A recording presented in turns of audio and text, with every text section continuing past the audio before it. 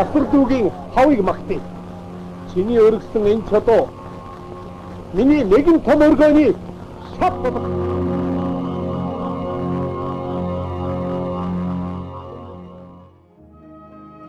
Онон хэрлэн туулын сав газрыг Монгол туурхтны төв хүйс хэмээн.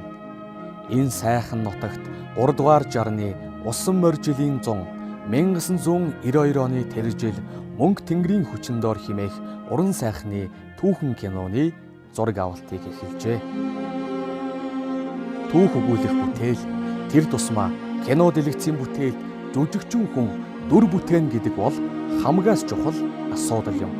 Тэр тусмаа хаан хөвгүүд, хатан зоригтон, баатар дайчдын дүрийг эгэл сэтгэлтэй ургуулж үнэн харуулна гэдэг гайхамшиг. Зүржилдэг юм л да. Хутганы ир шиг 25 таа байхдаа би Балжин найруулагчийн кинонд хасар тоглож байлаа гэж. Тэр бол залуу зандаа тоглосон хасар. Энэ дээр бол хүний тийм ээ, тэр хасрын тийм ээ дотоод ертөнц, тэрний эрч хүч тийм ээ.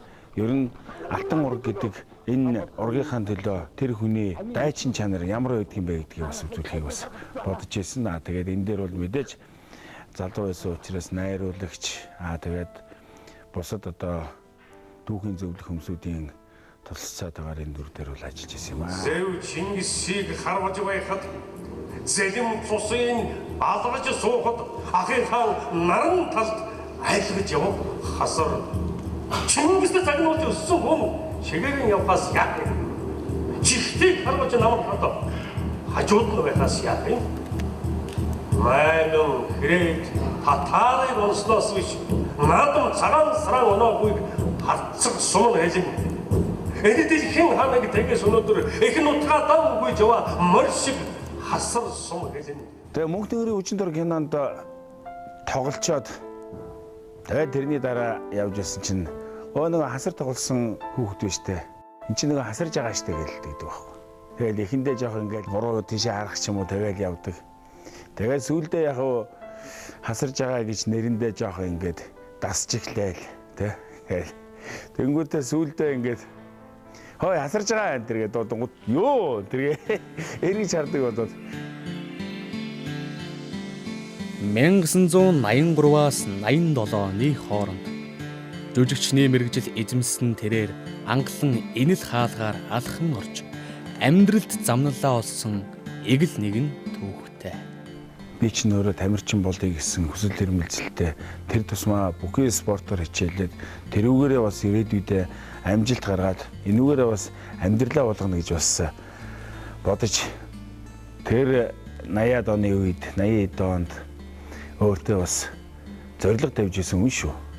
Тэгээд ганц энэ байдлыг өөрчилсөн юм юу гэвэл тэр хойно байгаа тэр Алтан Москва гэдэг энэ зүйл намайг өөрчилсөн.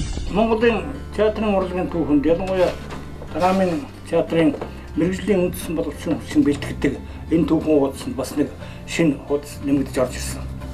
Энэ юу гэхээр 1980-ад онд Зөвлбод улсын одоо Москва хотын Донечерский нэрнтэй театр урлагийн дээд сургуулийн жүжигчний ангид Монгол жүжигчтэй багаар нь бэлтгэх юм хүсэл тавьсныг одоо Оросын компани улсаас их дэмжиж тэр одоо асуудал сэдвдэж анхны одоо тэнд явсан хүүхдүүдийн нэг нь бол манай одоо энэ бид бүхэн үзэгчид бүхэн хасар гэдэг дээр нь оглоод байгаа. Цагаал сайхан 5 дугаар жилээс эрсдэлтийн шалгалт өгч бидний өмнө тэр жүжигчний сургуульд явна гэж анх тэгж нуур учирч байсан энэ жүжигчтэй. Нэг удаа тэмцээнд орох гээд буудалд төшлүүд байрлаж ирсэж манай 10 жилийн ангийн нэг хүүхэд над дээр гүйж ирсэн. Тэр чинь хавар байсан. Москвагийн театрын сургууль жүжигчний мэргэжлэр хүүхэд эзэмлэх гэж байна. Тэгээ чам шиг юм бас том биетэй өндөр ийм хүн хэрэгтэй гэж ядгсан бодоод байсан ерөөсөө яг чи тохирох юм байна гэх. Тэнгүүд юун жүжигч юу яриад байгаа чи ч одоо наа чи тэмцээ болох гэдэг наа чи би бэлтгэлтэй завгүй байна гэж. Гүй чи очих хэрэгтэй гэж. Яасан чи чинь дандаа Алтан Москваг нэг үзчихсэн л гэдэг чинь хэрвээ чи сургуульд нь эзчих юм бол Москваг чи үзэх юм байна шүү дээ. Тэнгүүд нь би боддог байхгүй. Нэрээ бас шалгалт өгöd тэнцчих юм бол масгаа үзчих юм байна. Тэгээд буцаад ирэх юм болохгүй. Тэгээд шалгалт өгөөл 15 хүүхэд тэмцэл тэрний эхний 5 багтаад гараад ирдэг. Тэгээд өөтөө байхад тэгээд хамгийн гол нь алтан масгаа гэж үзнэ гэсэн бол зорилго байсан. Тэрэндээ хөдлөгдөл өгсөн одоо бүх юу гэдгийг шалгалтуудыг нь амжилттай давтсан юм шиг санагддгийг. Хараач яг залуучууд төгсөж ирснээс одоо нэг 2-3 л театрт байна шүү дээ. Тэгэхээр зэрэг энэ юу хэлж ийм нөхөр зэрэг ерөөсөө энэ ажлыг чинь дуртай сонирхолтой хүн хийдэг юм биш. Хичээл зүтгэлтэй ийм хүний хийдэг ажлаа гэж ингэж хэлээд идгийн утга учирыг бол харуулж байгаа нэ. Тийм болохоор төгсж ирэл энэ тайзан дээр байсан. Тэгээ энэ тайзнасаа өөр тайзанд бол шилжиж ажиллаагүй. Тэгэхээр бол яг энэ бол миний одоо гэрэл гэсэн үг шүү дээ. Айлч 900-д оршин тогтнож байдаг урлаг бол театр. Энэ ч утгаараа манай улс театр урлагийн эрдэнэ уламжлалтай орны тоонд зүй ёсоор багтдаг.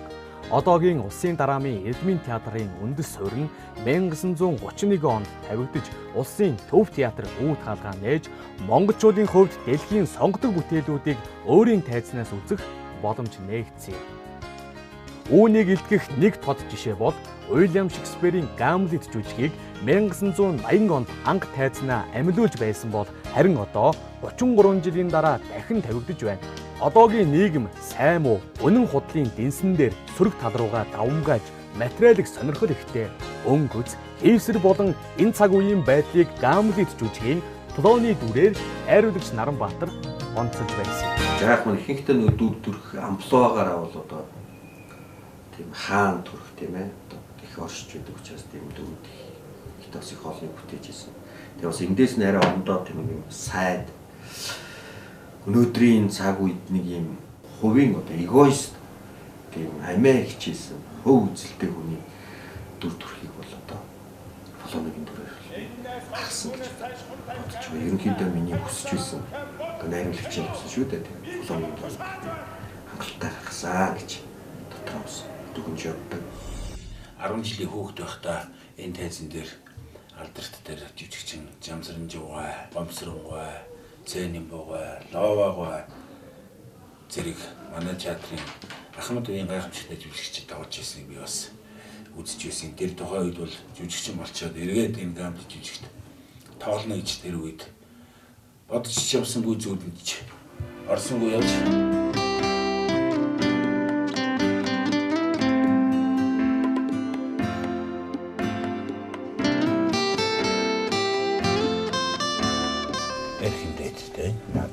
шалгалт. Тэгээд болохгүй болохоор нь би Дортой дөрвөн дортой дөрвөн нэг юм зөвшөөрлөө. Би мэдчихв. Цос бэлгэдэхэд хэд юм болчих.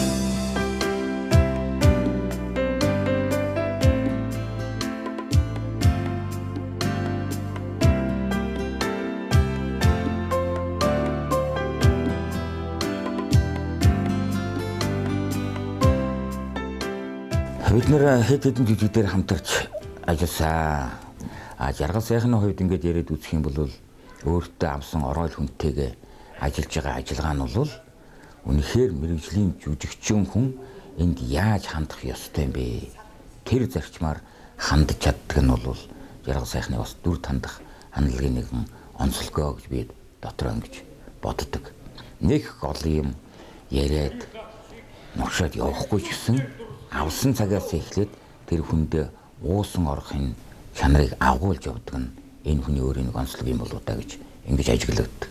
Тэгтээ бусдаас нэг онцгойс ялгарх нэг шинжин юу юм бэ гэхээр зэрэг альва дүрд хошин аясыг шингээхдээ бусдаасаа бол арай давуу тав юм уу та гэж ингэж боддог. Энэ дүрд хандж байгаа хандлагыг өнөөгийн энэ инээдмийн төрөлгөд байгаа юмтай бол харьцуулан үзэж болохгүйгээр мэрэгжлийнхээ үүднээс энэ хошин аясыг жүжигчний амплуа гэж яддаг. Тэр цар хүрээг бол өөртөө бүрэн эзэмсэн.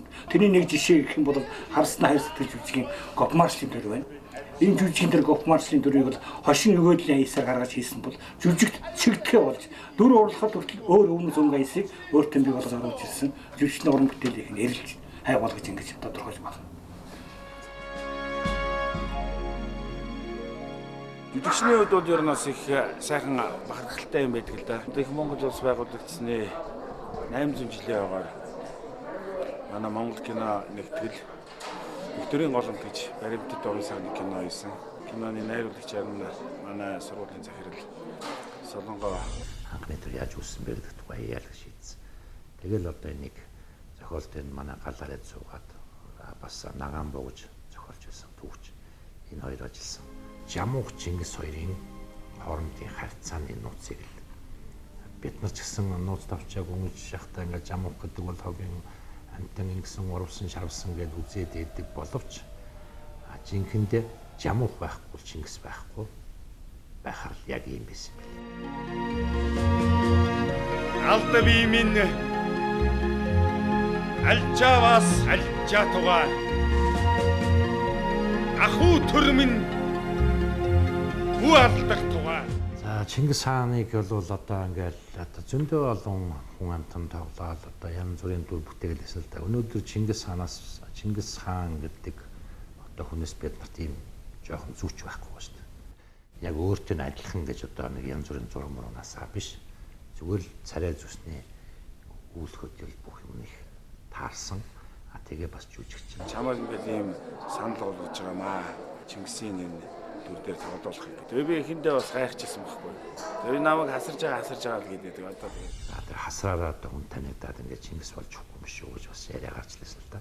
Тэгэхдээ тэрний бол эвдээд ерөөсөө Чингис хаан гэдэг яг өнөөдөр бид нарт ийм хүн байсан гэдэг юу байхгүйгээс хойш хамгийн зөв одоо хүний типачтай.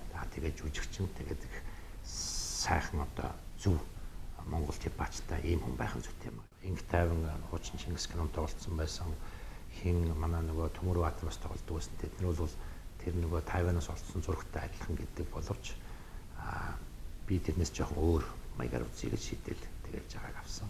Би тэрнийг бол алдаагүй хаалгач боддог.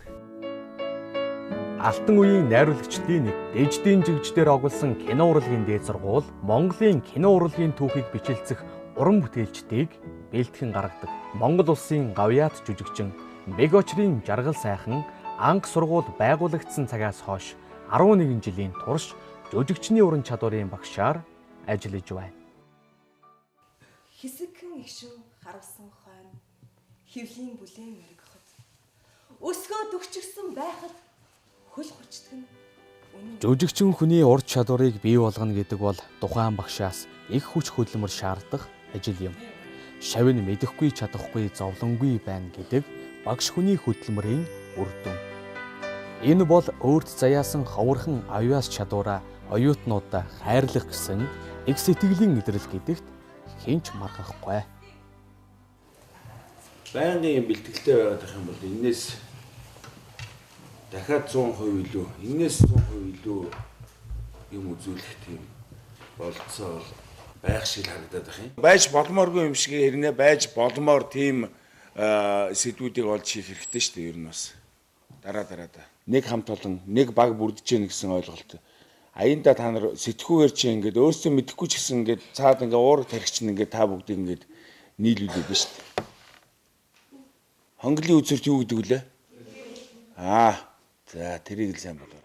Жигждийн нэрмж кино урлагийн дээд сургуулийн одоо жүжигчний 3 банк энэ жил одоо алдарт малэрийн таржуур гэдэг жүжигийг тавих гэж байна. Одоо өнөөдөр одоо оюутан залуучууд багш нартай үзүүлэхэд бэлэн болчиход байна. Мэдээж энэ жижиг бол альж цаг үедээ бол тавихад одоо юу гэдгийг өөрийнх нь утгаа болгоно алдагддаггүй. Их тийм гайхамшигтай жүжиг гэдгээр мэдээж сонгодог жүжиг гэдгийн гол утга учир нь бас тийм альж цаг үед тавихад бол тэр нь бол хязгаарч хуучирдаггүй гэдэг утгаар бас онцлог байдаг. Эрхэн ноёнтон айдаж үз. Ингэхдээ юунд сандарна вэ? Уйгүйхэ явдлын төгсгөл болгож улаан голыг би таслах гэж юу чи? Бурхны өмнөөс ч буруудах сайхан бузар хараадаг хэрэг би төвчнэ. Эрхэм та санаад.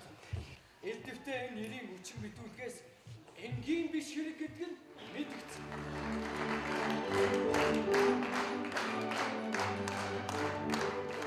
Хэдийгээр багш мэрэгжлийг эзэмшээгүйч гэлээ өөрийн урлаг зүтгэсэн сэтгэл, мэдлэг дуршлагыг тунгаан мэдэж жүжигчин болох хүсэлтэй оюутан залуусыг жигүүрээ дэвгтэн дэм болсон их очрын жаргал сайхан таныг багш хэмээн хүндэтгэж мэхийн өслөө.